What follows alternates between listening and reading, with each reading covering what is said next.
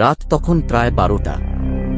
1922 সালে মিশরের মরুভূমির গভীরে এক ব্রিটিশ প্রত্নতত্ত্ববিদ পুরনো এক সমাধির দরজা খুঁজে পান। দরজার উপর অদ্ভুত হায়ারোগ্লিফে লেখা ছিল যে এই ঘুম ভাঙাবে, মৃত্যুই হবে তার ছায়া।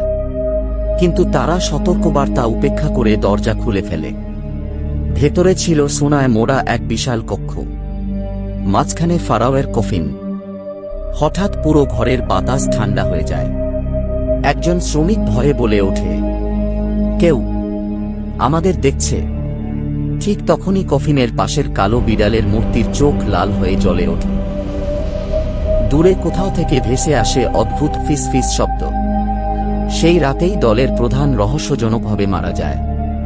কেউ বলে হৃদরোগ, কেউ বলে অভিশাপ। এরপর একে একে দলের আরও কয়েকজন অদ্ভুতভাবে অসুস্থ হয়ে পড়ে। মিশরের মানুষ বিশ্বাস করতে শুরু করে ফারাওয়ের আত্মা এখনও তার সমাধি পাহারা দেয়। আজও সেই সমাধির ভেতরে অনেক গোপন কক্ষ রয়েছে, যেগুলো এখনো কেউ পুরোপুরি খুঁজে বের করতে পারেনি।